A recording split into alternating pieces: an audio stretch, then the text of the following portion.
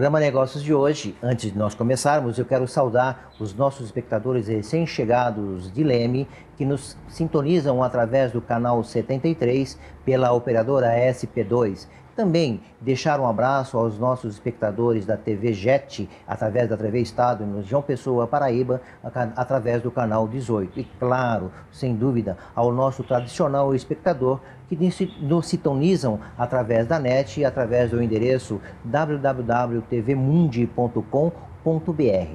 E nós hoje estamos falando diretamente da Lully Brinquedos Educativos, para que nos fale de uma forma com muita propriedade, está nos recebendo e com muito carinho, a Lidânia Bastos, como eu havia apresentado, uma terapeuta educacional e que tornou-se empresária desse segmento de brinquedos.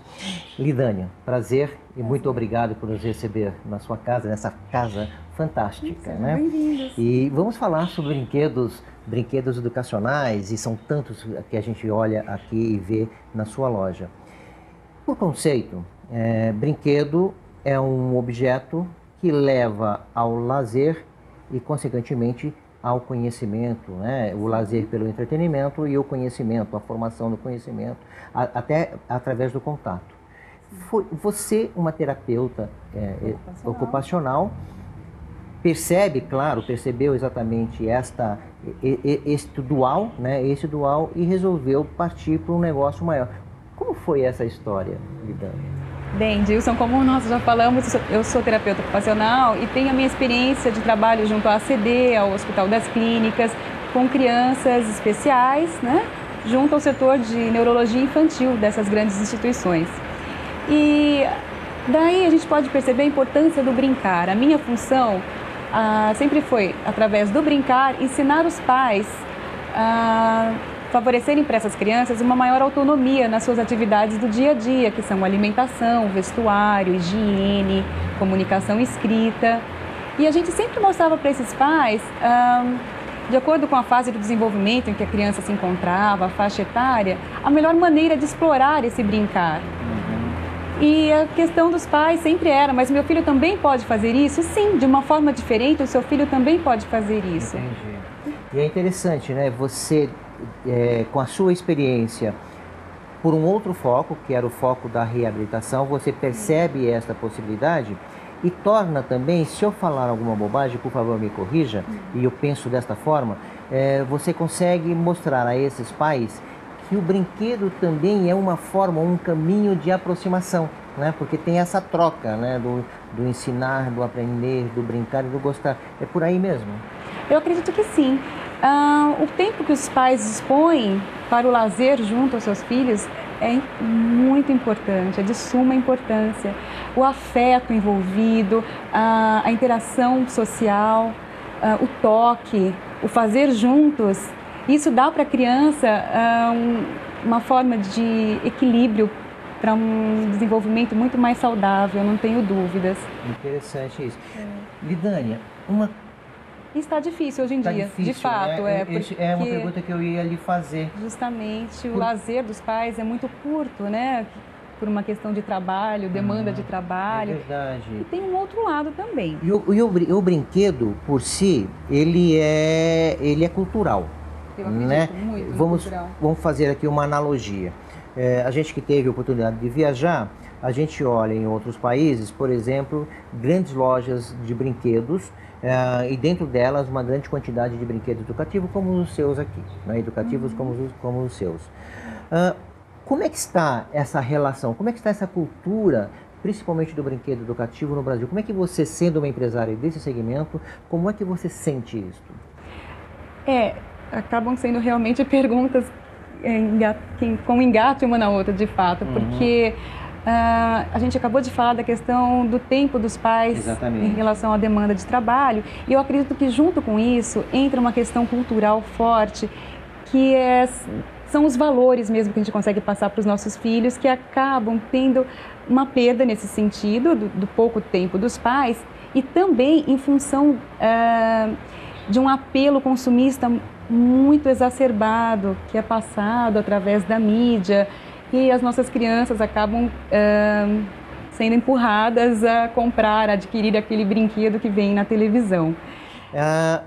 Vamos traçar um paralelo dos dois universos, eu vou chamar isso de dois universos de brinquedos diferentes. O brinquedo educativo e o brinquedo convencional, vamos chamar de convencional. Que seria o brinquedo industrializado. Industrializado. Sim, nesse sentido temos uma diferença. E com uma certa carga de atualização eletrônica, mas a gente vai falar isso um pouquinho mais tarde. Como é que você vê e qual é a diferença básica entre esses dois universos, ou seja, esses dois brinquedos diferentes? E eu vou colocar mais um tempero para você discorrer bastante legal sobre isso. A característica do consumismo ou mesmo uma culpa interna da mãe no sentido de simplesmente premiar uma criança, né? Como é que você vê esse conjunto de coisas? Vamos tentar diferenciar um pouquinho do que nós, desse universo do brinquedo educativo, chamamos, por que nós chamamos esse brinquedo nosso de brinquedo educativo e diferenciamos um pouquinho o brinquedo industrializado do universo tecnológico. O brinquedo industrializado também pode ser um brinquedo educativo, por que não? Claro. Vai depender da forma de manipular, do conhecimento que a criança vai adquirir através da exploração desse brinquedo.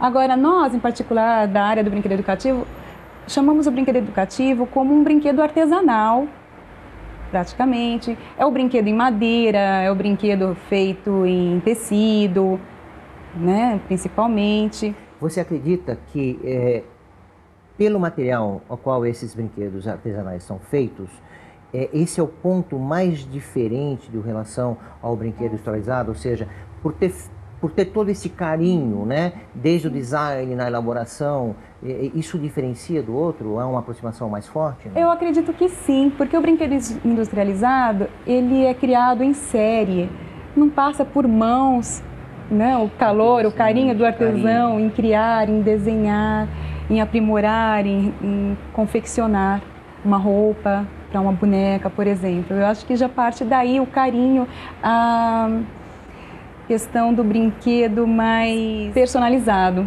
Eu acredito que o brinquedo educativo dentro da nossa linha é um brinquedo mais personalizado, sim, porque passa pelo carinho das mãos do artesão, pela criatividade, pela confecção, pela característica a cada momento. Dele, né?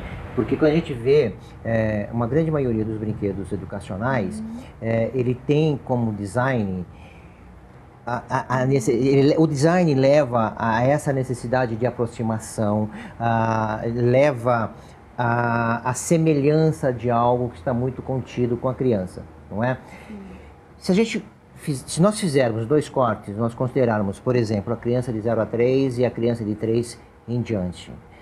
O brinquedo educativo, na sua concepção, é extremamente importante nesses dois períodos da vida da criança? Eu acredito sim, é a fase da pré-escola principalmente, né, de um termo geral. A criança de 0 a 3, ela desenvolve-se a partir da manipulação do meio, de brinquedos, do contato com pessoas.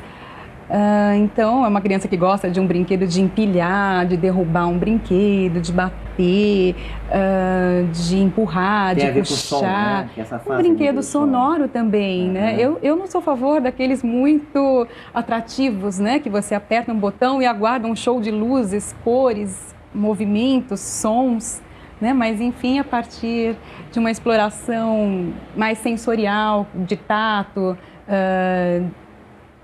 de toque mesmo, eu digo, né? De som mais discreto. Tenho eu a impressão, né? Tenho a impressão que o brinquedo educativo, desta forma artesanal, olhando esta questão da sonoridade, ele se torna muito mais concebível para a criança. Esse concebível que eu quero dizer, a criança ela descobre com uma ênfase maior do que um barulho eletrônico, por exemplo, né? O tilintar de um brinquedo eletrônico que emite um celular, por exemplo, sim, do toque ou do som produzido por duas madeiras. Mas isso eu quero que você nos explique no bloco seguinte. Claro. Não saia daí.